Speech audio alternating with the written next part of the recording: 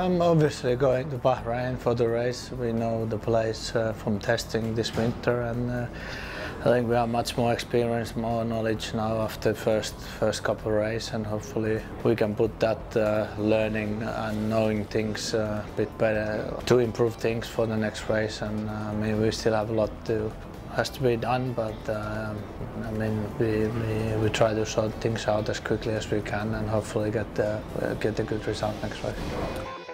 Well, I think in respect to Bahrain test, we arrive now on the race with a better understanding of the rules, better understanding how the race developed this year, and the interaction between the electric part of the car and the normal engine, the brakes, and also by the driver point of view, how to manage this new Formula One. So I expect a little bit easier race in Bahrain than what we predict in February probably.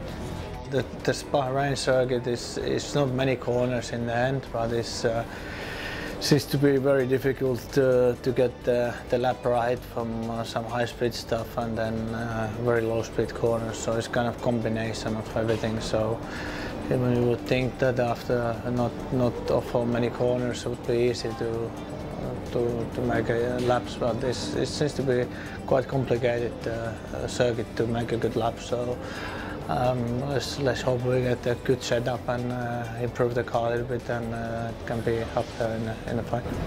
The biggest challenge on the Bahrain circuit is the braking. I think the characteristics of the circuit are pretty similar everywhere, with long straights, heavy braking, tight corner, long straight, heavy braking. So that performance on braking and that top speed is probably the main priority that we will put on the setup.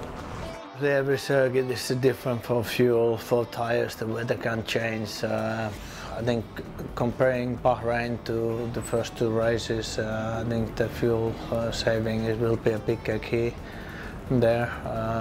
But then we thought that same thing in the first few races, and it hasn't been too bad. And here in Malaysia, the tires, it was very hot, and tires were a bit on the edge. And Bahrain, from testing, maybe it will be slightly easier. So I think it's a similar thing. It's a combination of all the things, and if we can get the car perfectly right, it will make things much easier. We saw different type of races. In Australia, we saw a race more concentrated on the fuel consumption, probably on Malaysia, a little bit more on the tire degradation. So I think in Bahrain, to be honest, we will have a mix of both. There is the fuel consumption that we will have to take care a little bit, plus the tire degradation. I think the temperatures on the Bahrain circuit will be quite high, and that will create some tire degradation, obviously. The race in Bahrain, I think what to expect. I think we didn't get here in Malaysia what we should have, because the issue in the first lap. But I think I felt that we made a step forward on my side, and probably understanding the tools a bit better in here. So I think we should be better prepared into Bahrain race than we were in a test. So hopefully that will push us a bit faster lap times and better positions. But I would expect that we should be around about same speed than here. Hopefully better, but it's difficult to say. We have to wait and see until the first practices. It will be a tough race, that's for sure. We saw how demanding is the race track when we were in February, how many problems everyone faced there in Bahrain, and I think the race will be tough and demanding on the mechanical side. And also, after these two races, we know that we have a strong competition with Mercedes, with Red Bull, with some top teams, and we will try to do better, raise our game, and have a strong weekend in Bahrain.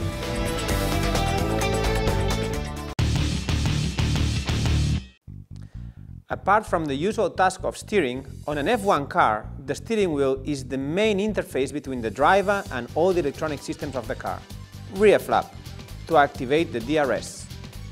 K1, strategic button to improve the functions between the engine and the airs. Neutral, takes the car out of gear. Speed limiter, limits speed to 80 km/h. Divin, differential, adjusts the independent rotation of wheels and traction in corners. Brake balance distributes the pressure between the front and the rear brakes. Torque selects the best torque map for maximum acceleration out of corners. State of charge manages the condition of the battery pack in terms of charging and discharging. Multifunction, similar to a menu to select various strategies linked to engine management, air systems and brake balance. Strat, strategic management of the electronic motors to adjust the application of power. Fuel, strategic management of fuel to adjust consumption and performance. Radio, to speak with the race engineer. K2, similar to K1, a quick change button linked to air use. Detonation, button for quick change on engine strategy. +10 and -10, to select an option available on the multifunction. OK, confirm message received to foam or pits. Pump, engine oil pump. RF, recovery button for RF. BP OK, used to auto-select the bite point on the clutch. Burnout, lower limit to allow for wheel spin. Start, select torque map for start and pit stop. Wet, adjust all parameters for wet conditions. In 2013, drivers made an average of 3 changes on the steering wheel per lap. In 2014, it's double that. Drivers can use a range of information on a color display. The gear changes are made from the steering wheel. There are 8 forward gears and 1 reverse. Around 8 steering wheels are made per year, and each driver has a personalized version with the buttons in different places. It is made out of carbon and weighs around 1.5 kilos.